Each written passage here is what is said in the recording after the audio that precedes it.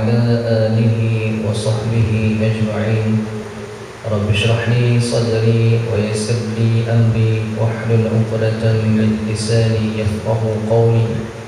اللهم افتح علينا حكمتك وانشر علينا من خزائن رحمتك يا أرحم الراحمين. ولا حول ولا قوة إلا بالله العلي العظيم. أما بعد.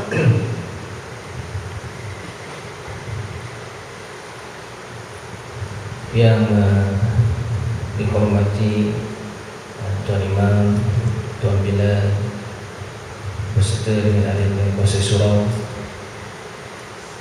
tuan-tuan dan puan-puan, muslimin dan muslimat, mudah-mudahan kita semua mendapat rahmat dan juga keberkatan daripada Allah Subhanahu wa taala. Allahumma amin.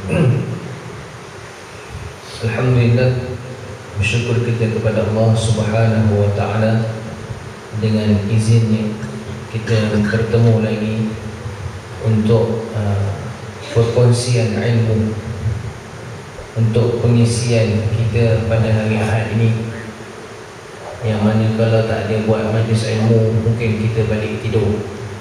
Jadi dengan adanya majlis ilmu ini, mudah-mudahan kita boleh duduk dalam majlis ilmu. Tuan-tuan dan puan-puan yang dirahmati Allah, firman Allah Subhanahu wa taala, A'udzu billahi minasyaitonir rajim, wa in ta'uddu ni'matallahi la tuhsuha. Shadaqallahul azim.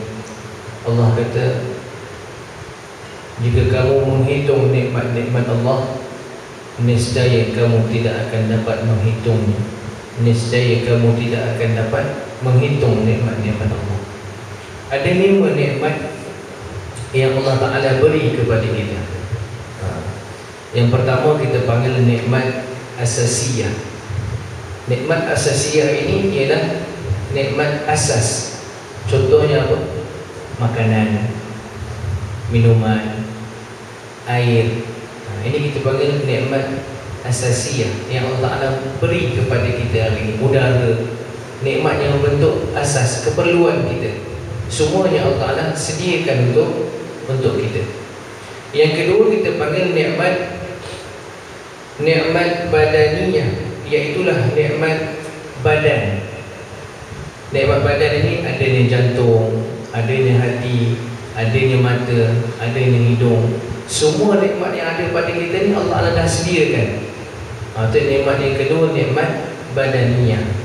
Nikmat yang ketiga, nikmat aqliyah. Nikmat aqliyah ini ialah nikmat ilmu.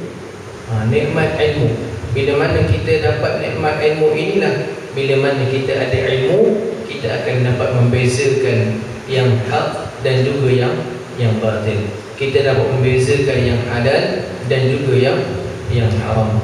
Jadi ini pentingnya Allah Ta'ala beri kita ilmu ini, supaya mudah-mudahan kita menggunakan ilmu ini kepada jalan yang benar. Dan dengan ilmu ini jugalah kita dapat membezakan yang baik dan juga yang buruk.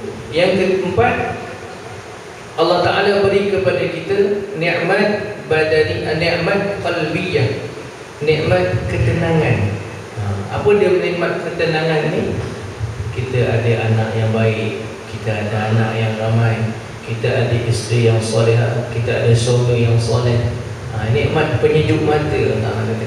Kita ada harta yang mencukupi untuk kita. Kita ada rumah, kita ada kereta, kita ada pakaian yang baik, kita ada kereta yang baik juga, yang boleh kita kategorikan yang boleh berjalan, bukan tak semestinya baru, boleh bergerak yang baik. Ini kita panggil nikmat qalbiyah, nikmat yang Allah Ta'ala berikan kepada kita. Nikmat sejuk mata mana, ataupun nikmat kita seronok dengan nikmat tadi. Dan yang kemudian nikmat yang terakhir ialah nikmat imaniyah. Ni tuan-tuan, ini adalah nikmat yang paling besar sekali. Ada orang dia ada nikmat badaniyah, dia ada nikmat asasiyah, tetapi dia tak ada nikmat imaniyah. Dia tak ada nikmat imaniyah. Nikmat iman ini sangat besar. Ini hari ini Allah Ta'ala beri peluang kepada kita umat Islam, khususnya kita ada iman dalam hati kita. Disebabkan iman ini jugalah kita akan dimasukkan ke dalam syurga Allah Ta'ala. Kalau tak ada iman, mana mungkin kita akan dimasukkan ke dalam syurga Allah Subhanahu Wa Ta'ala. Ini yang pentingnya nikmat iman ini.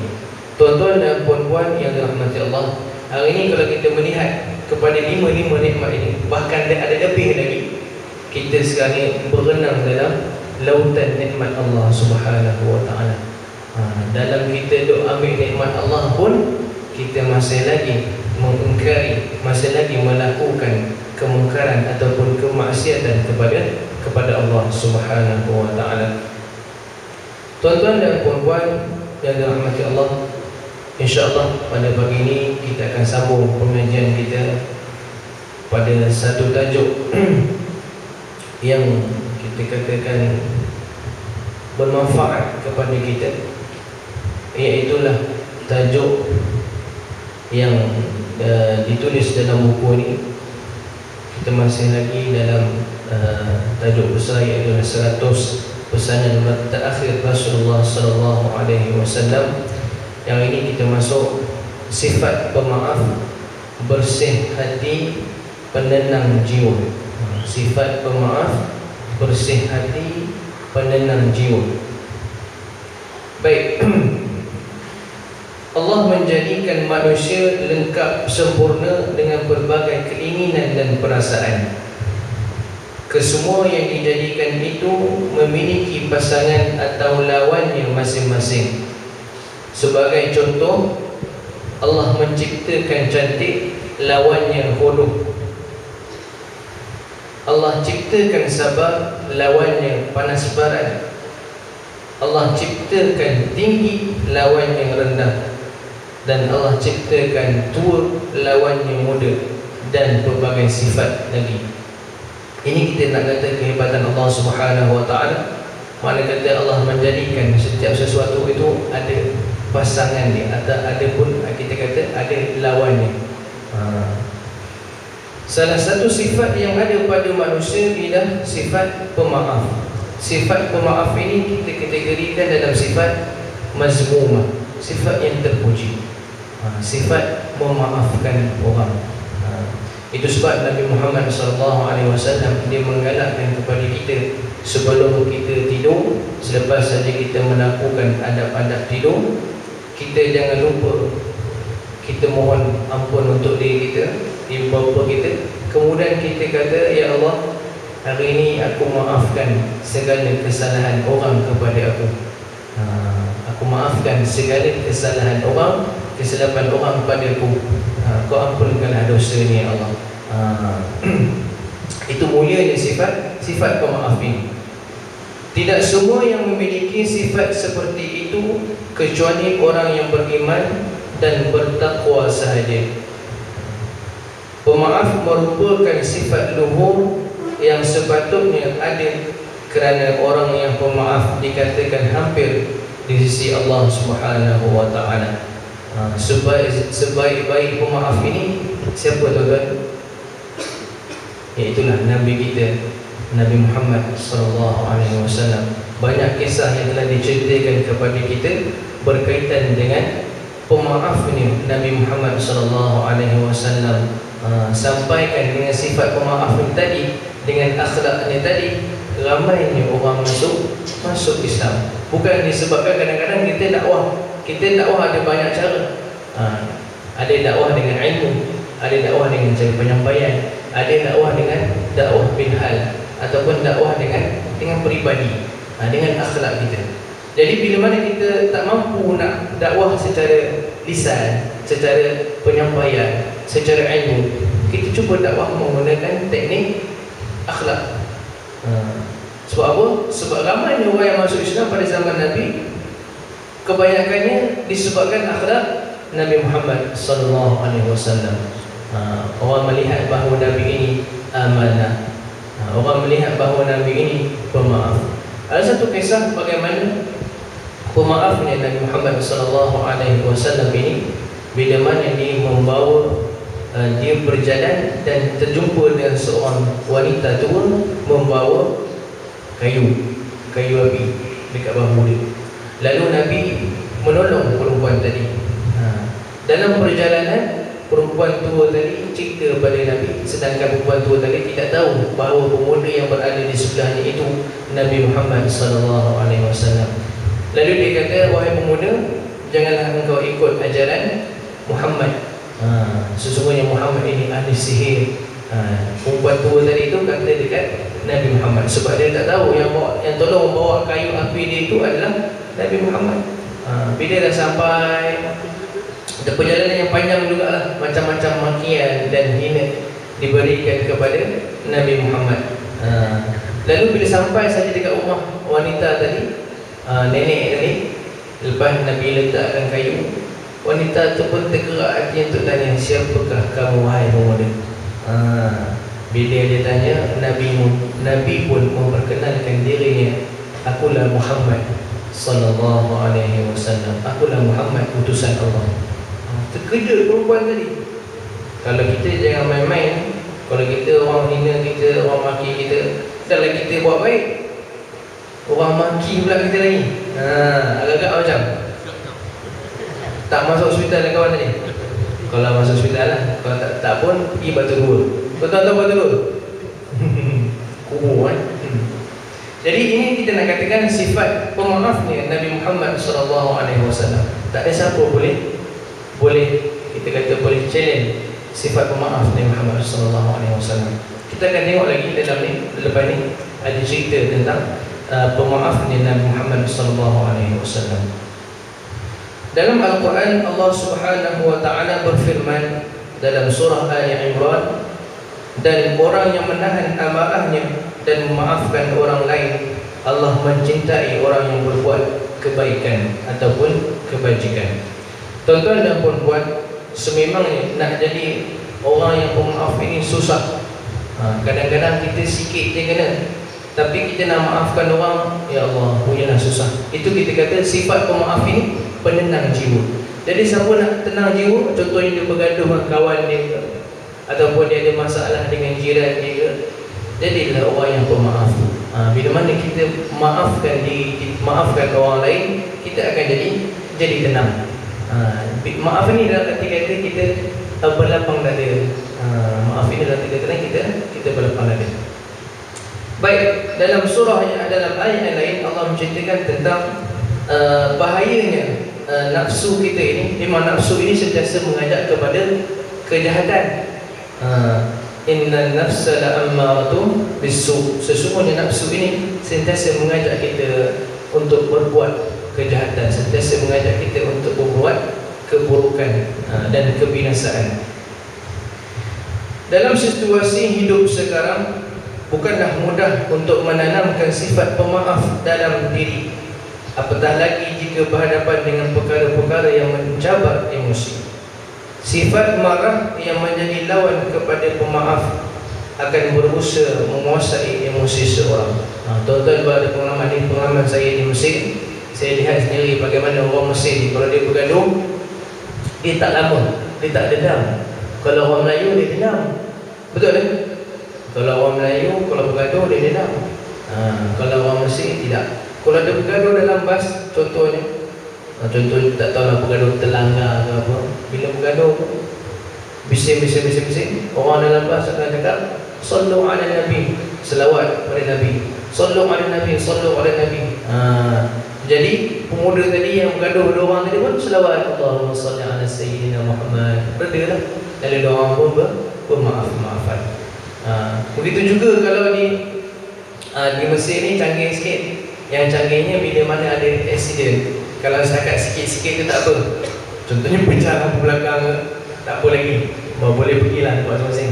Tapi kalau kat Malaysia, jangan kata pecah lampu belakang, langgar sikit dia punya cermin kiri dia atau cermin kanan dia, dah suruh kita pergi lah kita. Jadi makna kata kita kena tanamkan dalam diri kita ini sifat pemaaf. Kalau setakat sikit-sikit, kita cuba. Sebab kita kena mula dengan sikit-sikit dulu, baru boleh jadi yang banyak. Kalau sikit pun kita dah marah, dah tak boleh nak maafkan orang. Kalau banyak lagi lah, tambah-tambah lagi, ianya berkaitan dengan emosi kita, dengan hati dan perasaan kita.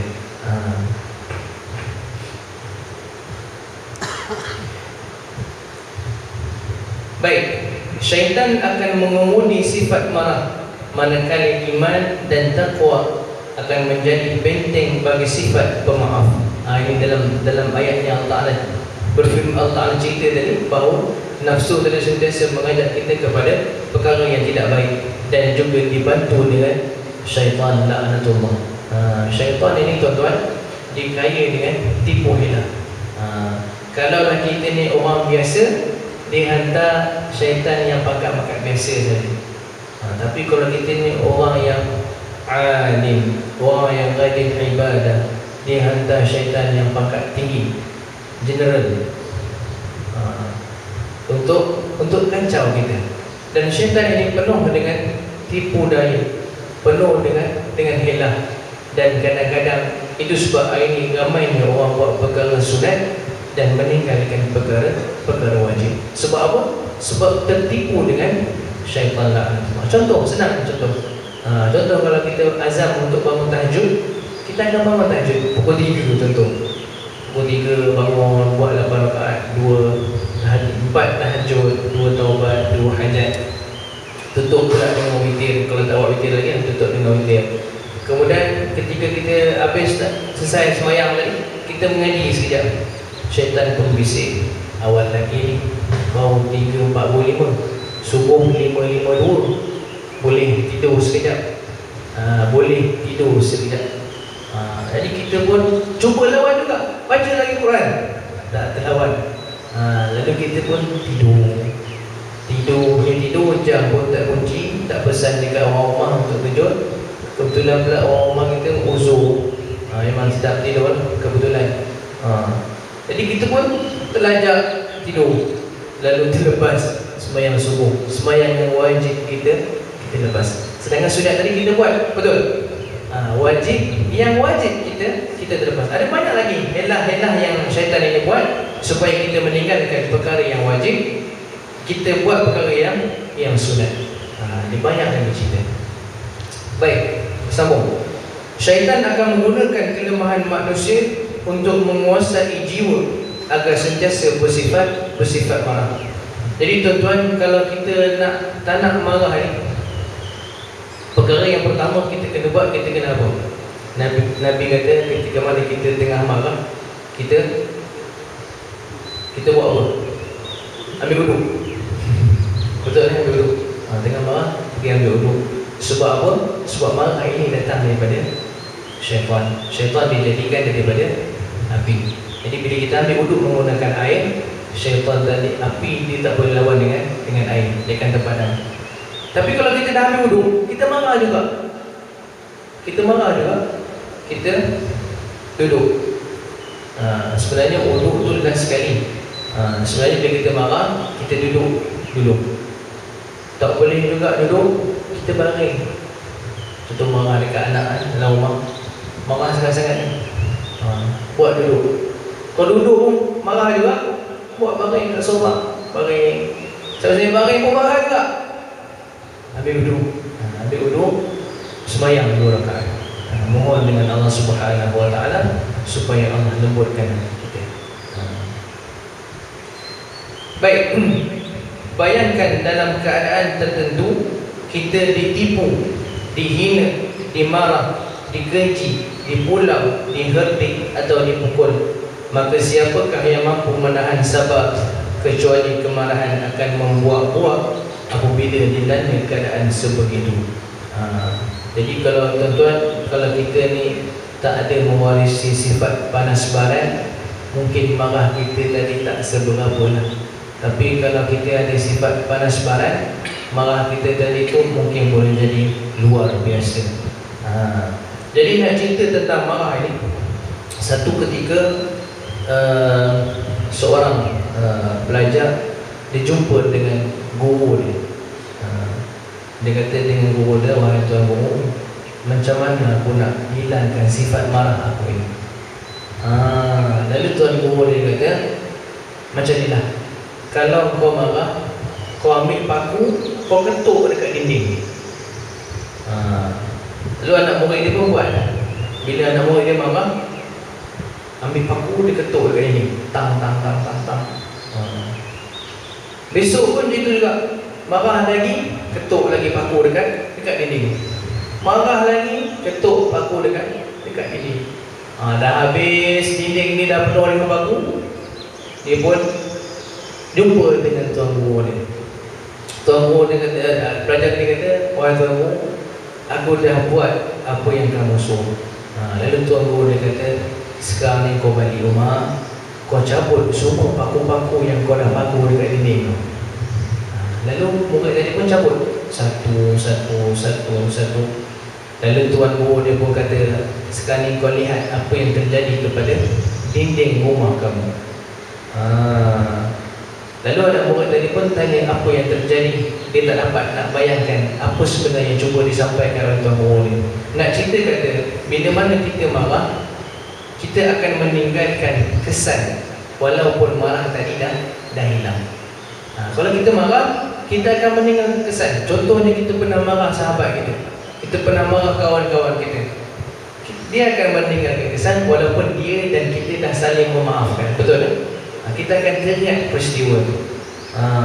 Kita maki kawan kita contohnya, kita keji kawan kita contohnya. Benda tadi akan meninggalkan kesan. Sama jugalah seperti mana paku tadi dekat dinding itu, dia akan meninggalkan kesan-kesan yang tak sedap mata memandang. Jadi begitulah bahayanya sifat marah ini. Apabila perasaan marah tidak dapat dikawal, ia akan menyebabkan tindakan seperti mencederakan, bahkan tidak mustahil boleh berlaku pembunuhan.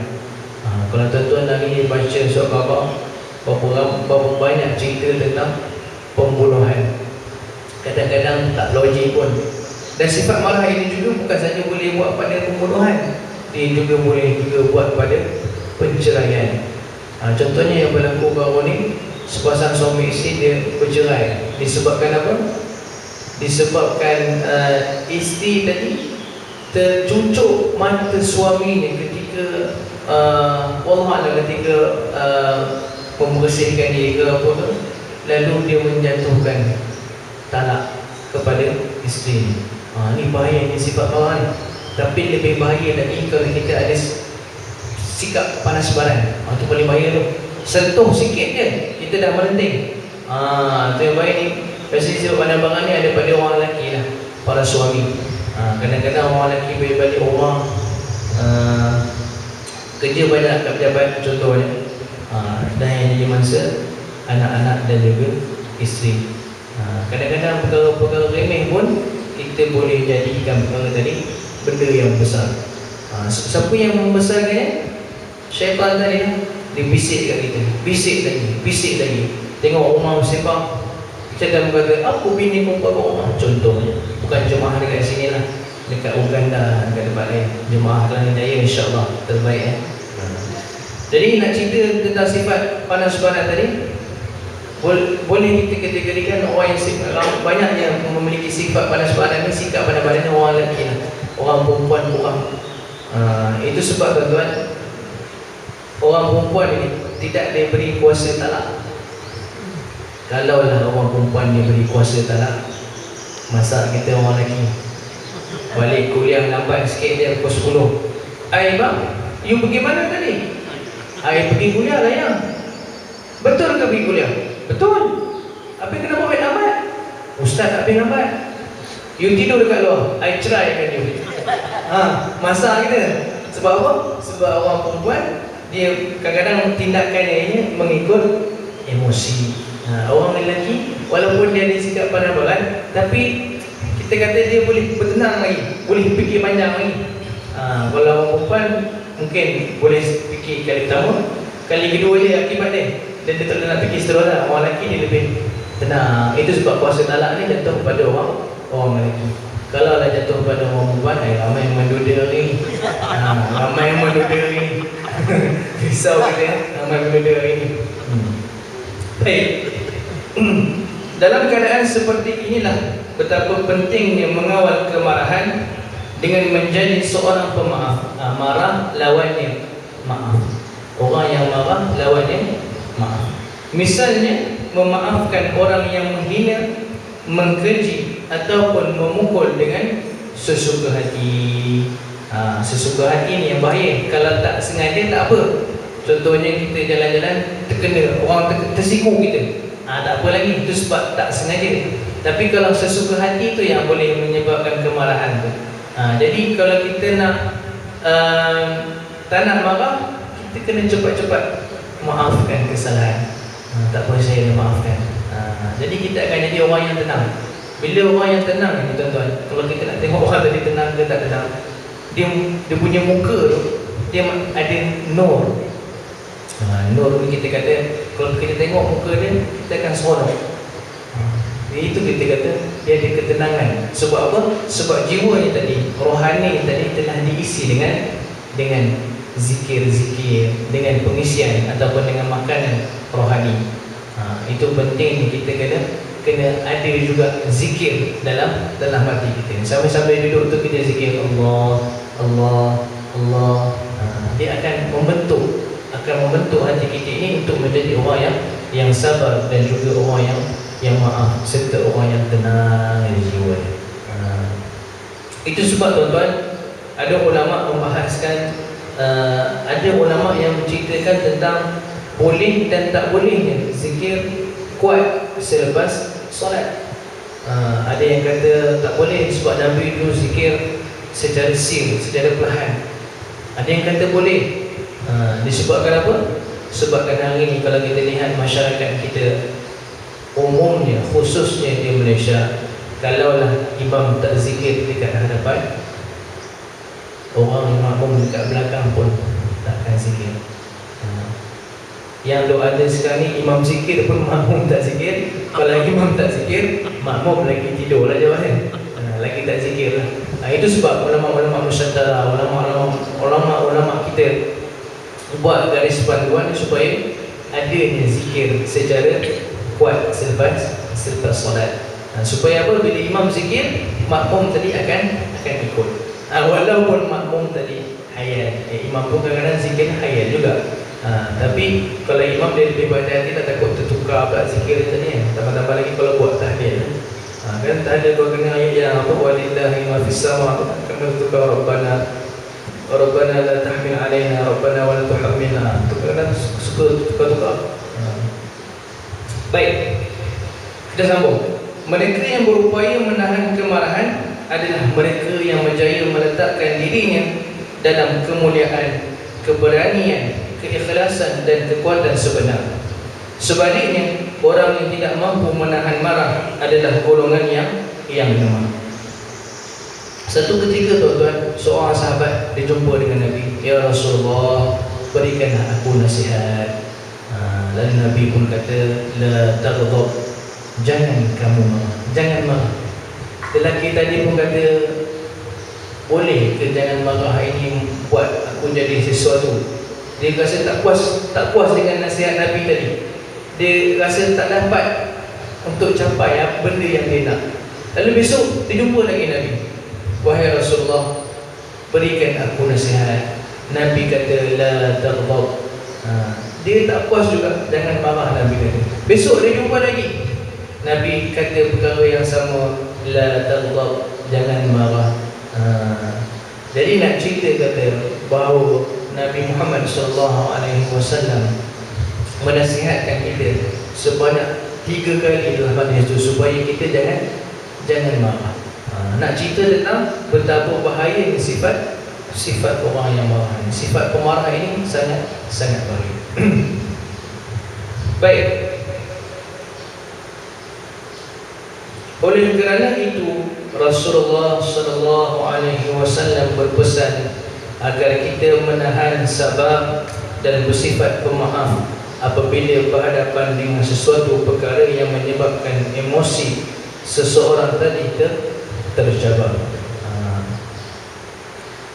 Tuan-tuan dan puan-puan yang dirahmati Allah, hari ini kita melihat di Malaysia sendiri, alhamdulillah kita berada dalam keadaan yang aman. Walaupun Allah Ta'ala uji kita sebelum ni dengan banjir di beberapa negeri, kemudian datangnya pula kemarau yang berpanjangan tanpa ada hujan, kemudian datangnya pula sekarang ni satu lagi mesti kehilangan MH370, dan yang terbaru di Johor, di Batu Pahat ada pula satu lagi wabak yang merebak di sana. Dikhabarkan wabak tu datang daripada negara Arab sebab ada seorang jemaah pulang daripada mengerjakan umrah bawa wabak tu, dan wabak tu sekarang tengah merebak dekat Batu Pahat. Tak apa tuan-tuan, jauh takkan sampai ke mana jadi. InsyaAllah lagi lah sana. Selamat saya. Jadi nak cerita kata di Malaysia ini tuan-tuan, Allah Ta'ala berikan kita masih lagi keamanan. Tapi kalau kita melihat di Jordan, di Syria, di Palestin, jangan kata nak sembahyang berjemaah, jangan kata nak tuntut ilmu, ini perkara yang sangat susah, sangat berat. Sebab apa? Sebab mereka berada dalam keadaan yang tidak tenang. Kita ni Alhamdulillah tenang, dalam kuliah pun boleh tidur lagi, tenang kita, boleh relax, tenangkan fikiran sambil-sambil dengan kuliah. Okey, cantik. Baik. Oleh kerana itu Rasulullah sallallahu alaihi wasallam berpesan kepada kita supaya kita menahan, sabar dan juga bersifat pemarah dan bersifat pemaaf apabila berhadapan dengan sesuatu perkara yang boleh menyebabkan emosi seseorang tadi tercabar. Ini susah nak buat sebenarnya tuan, tapi kita sama-sama cubalah. Tak inafikan kita semua ada sifat marah. Tak tipulah kalau tak ada sifat marah atau tipulah. Memang kita ada sifat marah. Tapi sejauh mana marahan yang kita tadi tu, besar ke, kecil ke, banyak ke, sikit ke, itu tuan-tuan sendiri je lah yang tahu. Jadi kita cuba sedaya upaya kita, kalau kita marah, kita cepat-cepatlah maafkan orang. Sifat pemaaf memberi manfaat yang besar kepada diri sendiri, terutama dari segi rohani. Ni tuan-tuan, kalau kita ni orang yang pemaaf, rohani kita akan jadi tenang. Itu macam saya cerita tadi lah. Tapi kalau kita ni tak ada sifat maaf, kita pun jadi tak tenang, tak tenteram. Orang yang bersifat pemaaf sentiasa berada dalam keadaan tenang. Tuan-tuan, kalau kita bergaduh pun dengan kawan-kawan kita, dengan jiran kita, contoh orang yang selalu kita jumpa, kita kadang-kadang tengah sehati ataupun ada pernah marah dia, secepat minta maaf. Kalau kita tak minta maaf, kita pemasam muka, kita pun jadi tak seronok. Contohnya jemaah tu, sama jemaah tu, jemaah surau ni, kita pun rajin juga datang surau. Oleh kerana kita ada terasa hati, ada bergaduh dengan dia, contohnya kita tak minta maaf, kita pun tak seronok nak datang surau. Datang semua panas, nak cepat balik. Sebab tak seronok. Jadi kena cepat-cepat minta maaf. Bila kita minta maaf, dia pun maafkan kita pun maafkan dia. Barulah seronok nak duduk bersama-sama.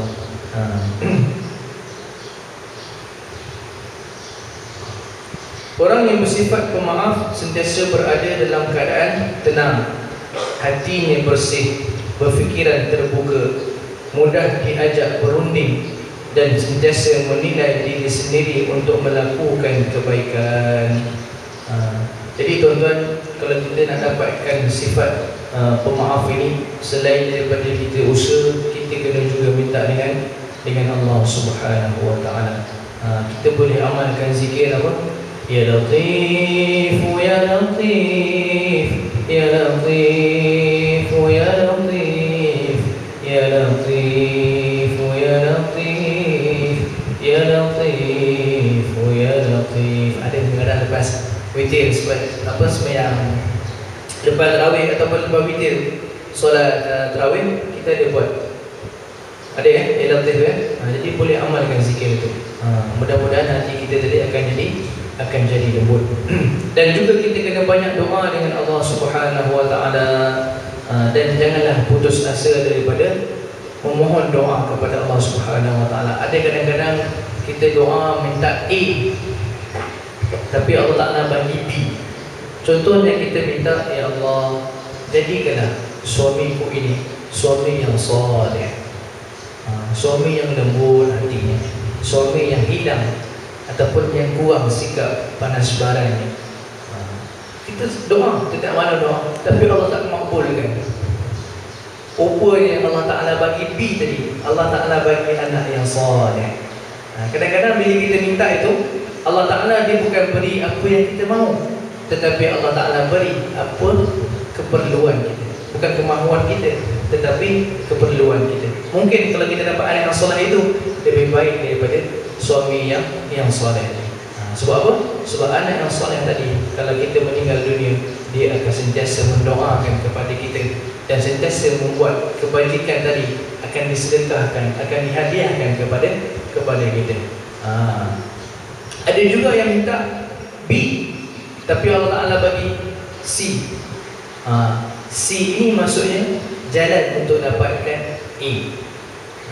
Contohnya yang berlaku bahawa ni di masjid negeri, seorang hamba Allah dia doa, ya Allah, kurniakanlah kepadaku isteri yang solehah. Kurniakan kepadaku isteri yang solehah. Apa yang dia semayang, dia pun keluar dekat simpang bulatan tu, dia pun accident. Bukan cerita saya kan? Bukan cerita saya. Cerita saya lain. Jadi lepas dia doa, dia pun habis semayang, dia pun keluar sampai dekat bulatan, berlanggar dengan minah rempit. Berlanggar dengan minah rempit. Masing-masing jatuh. Dia pun luka siku, perempuan pun tadi luka juga. Tapi perempuan tadi dia ada sifat dia lelaki lah. Dia pun bangun, dia pun tepuk-tepuk dia punya seluar tadi kat lutut. Bro, kau tak nampak ke? Kenapa kau langgar aku? Dia pula salahkan lelaki tadi. Lalu lelaki tadi dibawa ke hospital. Lelaki tadi pun pening juga. Ya Allah, tadi aku minta isteri yang solehah, kenapa datang minah rempit tu ni? Rupanya ada hikmah ni. Bila bawa ke hospital, rupanya doktor yang jahit luka lelaki tadi berkenan juga dengan lelaki tadi. Rupanya doktor tadi tengok lelaki ni baik, orangnya rajin solat, masih ada sakit tadi. Doktor ni pun baru habis dan dia pun bawa kerja dekat situ. Dia pun kebetulan tengah cari suami yang soleh. Jadi Allah Ta'ala temukan mereka tadi dalam itulah kita tempat kita minta A, Allah Ta'ala bagi C. C ni jalan untuk kita dapatkan B. Ini benda-benda yang rahsia Allah Ta'ala, kita tak tahu. Kadang-kadang kita naik kereta kita rosak tengah jalan. Nak sampai satu tempat, tiba-tiba rosak tengah jalan. Lama juga rosak, setengah hari juga nak siap nak repair semua. Rupanya Allah nak cerita, kalau kita sampai awal, kita mungkin akan terlibat dalam kebakaran. Contohnya kat tempat tu, contohnya itu nak cerita dia nak semua yang berlaku ini pada kita ada hikmah yang kita tak tahu, rahsia yang Allah Ta'ala sembunyikan kepada kita. Jadi kita kena minta supaya Allah Ta'ala berikan kepada kita keselamatan dan juga kesejahteraan. Kita pun tak tahu. Jadi jangan putus asa daripada mohon doa dengan Allah Subhanahu Wa Ta'ala. Contohnya tuan-tuan, tak ada hujan tak turun, kita kena mohon doa. Satu ustaz dia cerita di Palestin, di negara-negara Arab ni, kalau tuan-tuan perasan, awannya kurang, awannya tak ada. Susahlah nak tengok awan dekat negara-negara Arab. Dekat padang pasir susah nak tengok awan, betul kan? Tuan-tuan yang biasa pergi lah Palestin ke Syria, susah nak tengok awan. Kalau kat Malaysia ni awan ni banyak, jadi boleh buat pembenihan hujan. Jadi satu ketika ustaz tu cerita, bila mana nama sedang Jumaat, selepas dia sebelum Jumaat tu imam masjid tu diumum, hari ni lepas sembahyang Jumaat kita akan buat solat istisqa, solat mohon hujan. Jadi ustaz tadi pun terdetik dalam keadaan hati dia, boleh ke hujan turun dekat sini dalam keadaan tak ada awan? Ikut hukum logik ni memang tak boleh lah. Tapi ini kekuasaan Allah Subhanahu Wa Ta'ala. Tak apalah, ustaz tadi pun ikut semayang. Habis rakaat yang pertama dah selesai, naik dia rakaat yang kedua, tiba-tiba awan datang dekat kawasan tu. Awan datang. Habis dia semayang, habis dia doa, hujan pun turun selama 3 hari berturut-turut. Nak cerita kata, kita jangan putus asa daripada pemohon doa kepada Allah Subhanahu Wa Taala. Nak hujan pun minta doa dengan Allah Taala. Kita ada doa untuk dapat hujan. Kita kata biarlah orang agama yang buat, kita tunggu je. Tak boleh kan? Kita pun lepas sembahyang pun doa juga. Ya Allah, berikanlah hujan kepada tempat kami ini. Ya Allah, cukupkanlah air di empangan di Selangor ini. Kita pun kena doa. Jadi kalau semua ni doa, semua pakai doa, ada di kalangan kita ni yang doa ni Allah Ta'ala terima disebabkan amalan ni. Kita pun tak tahu. Mungkin ada di kalangan kita ni wali contohnya. Contohnya macam cerita Uwais Al-Qarni.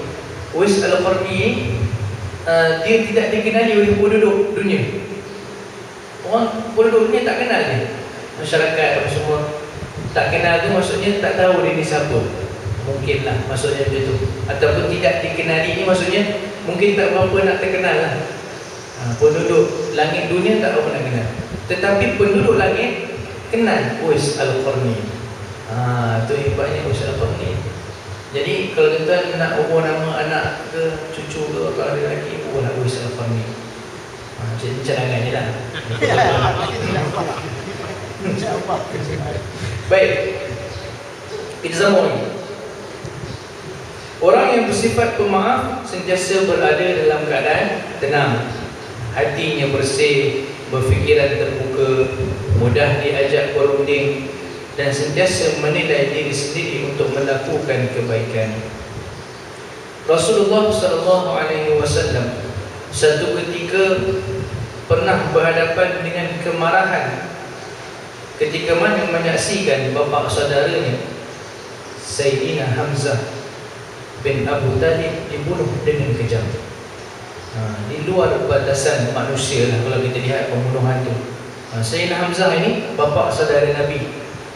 Dalam peperangan Uhud, Sayyidina Hamzah ini telah dibunuh oleh siapa tuan-tuan? Tuan-tuan ingat nama dia? Oleh Wahsy bin Harb.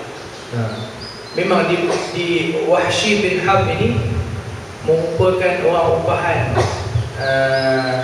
Jabir. Jabir ini tuan-tuan, dia balas dendam nak bunuh Sayyidina Hamzah ini disebabkan Sayyidina Hamzah ini pernah bunuh bapa saudara Jabir dalam peperangan Badar.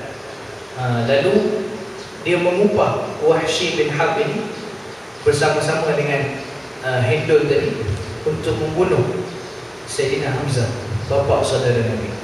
Wahsy bin Harb ini tuan-tuan merupakan pakar lembing. Dia boleh baling lembing tu, lembing gitu, okay?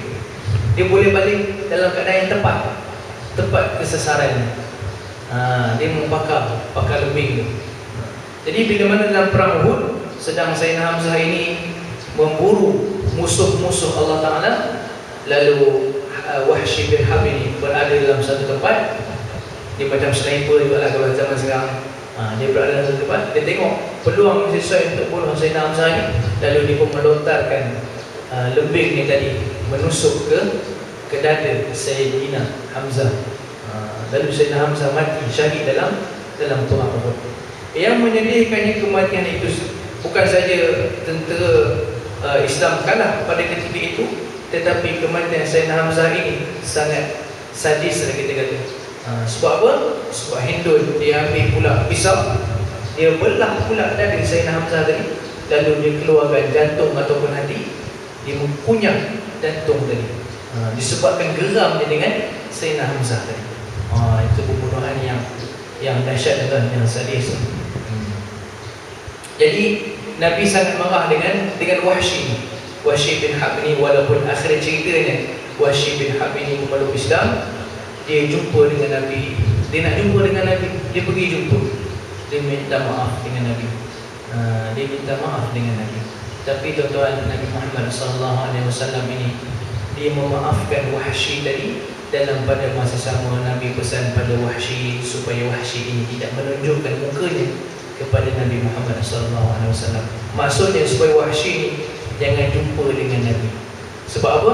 Sebab bukan sebab Nabi marah, sebab Nabi akan sedih bila mengenangkan tindakan yang dilakukan oleh Wahsy terhadap bapa saudaranya tadi, Sayyidina Hamzah tadi, Nabi akan sedih.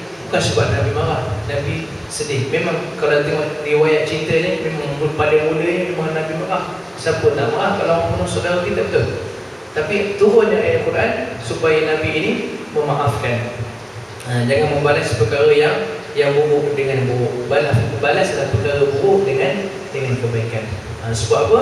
Sebab perkara yang jahat ni, tuan-tuan, kita tak boleh balas dengan jahat juga. Dia jahat, kena lawan dengan baik. Jadi kalau orang buat jahat dengan kita, balas juga lah baik. Walaupun hati itu membara juga, nak marah juga, buat baik.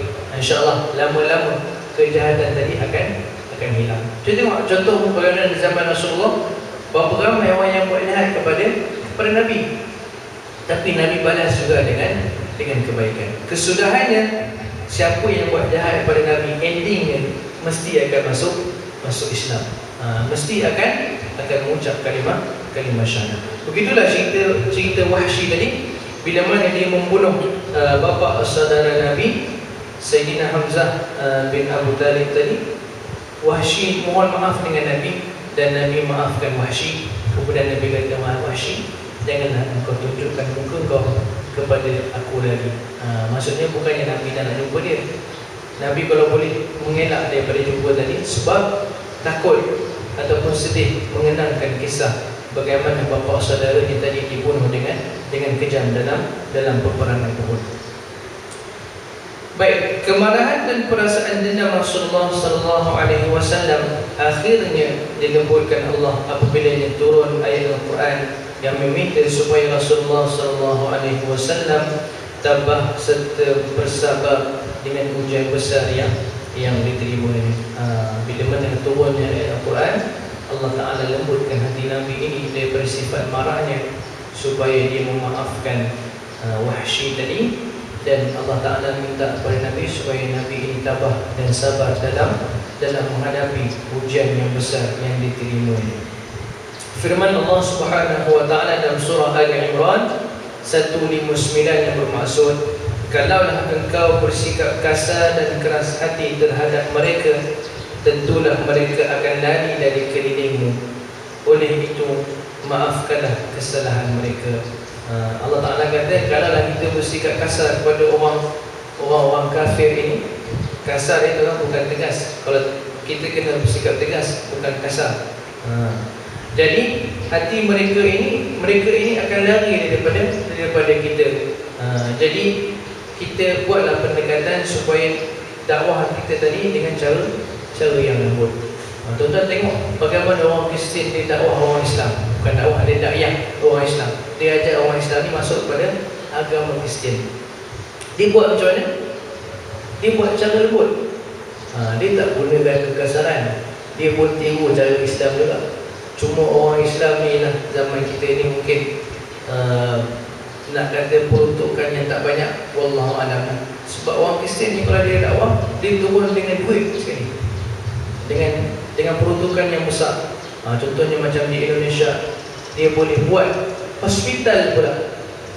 Itu yang pelik lah. Dia boleh buat hospital dekat Pulau Mentawai untuk orang-orang Mentawai. Jadi orang Mentawai ni terhutang budi lah pada orang Kristian tadi. Disebabkan dia buat hospital, dia sediakan pula kemudahan, dia beri pula makanan percuma. Macam tuan-tuan, kalau kita pun orang bagi makan percuma, tergugat lagi dia. Tergugat. Bayangkan kalau kita dalam keadaan kesusahan, auzubillah lah, tempat kita dalam gempa bumi, tak ada bantuan yang sampai, orang Kristian sampai ni. Dia buatkan rumah sakit ni. Kalau di sini kita panggil rumah sakit. Kalau kita sakit, kalau kita dalam masalah, kita pergi rumah tu, doktor berperiksa apa semua dah selesai. Percuma tu kan, percuma. Jadi seronok kalau orang pun dapat baik semula. Jadi orang akan terhutang budi dengan pihak Kristian tadi. Itu sebab ada grup-grup kita yang di Malaysia sendiri pergi ke Pulau Mentawai. Sebenarnya bukan Pulau Mentawai ni, Pulau Mentawai tu ni jauh juga tu. Tak payah pergi Pulau Mentawai. Dalam Malaysia sendiri pun ada. Maknanya kata ada gerakan Kristian, gerakan mengkristiankan orang Islam. Dulu secara secara kita kata secara sembunyi-sembunyi. Sekarang ni secara terang-terangan. Kalau tuan-tuan ada pernah alami lah, dia akan pergi rumah kita, dia ada bagi risalah. Risalah yang mengirukan kita. Jadi kalau kita tak mengaji ataupun tak berapa nak banyak ilmu, kita takut kita akan terpengaruh. Jadi kalau kita sebab kesimpulannya, kalau kita dapat benda-benda baru, kita rujuklah dengan ramai guru. Jangan rujuk dengan satu guru je, rujuk dengan ramai guru supaya kita dapat satu jawapan yang pasti. Kalau kita rujuk satu guru, bukannya tak boleh, kita nakkan lebih lagi. Baik, itu kita nak kata bahawa bahaya sifat marah ini tuan-tuan. Dan marah ini lawannya maaf. Jadi kita sama-sama lah tuan-tuan, tak dinafikan memang semua orang ada sifat marah, betul ya? Sifat marah ini lumrah dalam fitrah manusia, dalam hati manusia yang ada sifat marah. Jadi kita cuba kawal kemarahan kita tadi, ataupun kita meletakkan kemarahan tadi pada tempatnya. Kita letakkan kemarahan tadi pada tempatnya. Contohnya, kita marah bila melihat anak kita tak semayang. Contoh, kita marah bila melihat ramainya hari ini ada sekumpulan manusia yang menghina Nabi Muhammad SAW melalui lukisan, kartun contohnya. Itu tak apa, kita letakkan kemarahan kita di situ. Tapi jangan marah saja tuan-tuan. Kadang-kadang orang sekarang dia sensitif, betul sensitif, marah dengan orang menghina Nabi, tapi dia semayang pun tidak. Marah betul dah, tapi tak mengikut pula sunnah Rasulullah SAW. Ini yang kita risau. Jadi saya rasa sekadar itu saja untuk tajuk kita pada pagi ini, maaf penenang jiwa. Dan mudah-mudahan Allah Ta'ala beri kepada kita kesempatan dan kelapangan masa untuk sama-sama kita bincang lagi, kongsikan ilmu pada tajuk yang seterusnya untuk bulan 5 tadi dan 5 ya. InsyaAllah kalau ada umur yang panjang, kalau ada dimurahkan rezeki, kita bertemu lagi insyaAllah. Baik, yang akhirnya tuan-tuan, kesimpulan daripada kisah ini, kesimpulan daripada cerita ini, baiklah sama-sama kita berazam supaya kita menanamkan sifat pemaaf ini lebih banyak daripada sifat marah. Tanamkan sifat maaf ini lebih banyak daripada sifat marah. Jadi kurangkan marah, banyakkan maaf. Mudah-mudahan Allah Ta'ala berikan kepada kita ketenangan jiwa, dibersihkan hati kita, dan juga kita berada dalam keadaan jiwa yang tenang, insya-Allah. Akhirnya tuan-tuan, apa yang baik datang daripada Allah Subhanahu Wa Taala, apa yang buruk juga datang daripada Allah, dan juga kelemahan diri saya sendiri, hakikatnya kedua-duanya datang daripada Allah Subhanahu Wa Taala. Semohon maaf atas salah dan silap, terkasar bahasa, tersinggung perasaan. Mudah-mudahan Allah Ta'ala meletakkan kita dalam tempat orang-orang yang beriman, insya-Allah. Yang akhir sekali, aku qawli hadza wa astaghfirullahal azim li wa lakum. Assalamualaikum warahmatullahi taala wabarakatuh. Kita tangguh pengajian kita dengan membaca tasbih kafarah dan surah Al-Asr. Subhanakallahumma wa bihamdika, asyhadu an la ilaha illa anta, astaghfiruka wa atubu ilaik. Bismillahirrahmanirrahim. Wal 'asr إلا الذين آمنوا وعملوا الصالحات. بسم الله. السلام عليكم ورحمة الله تعالى وبركاته.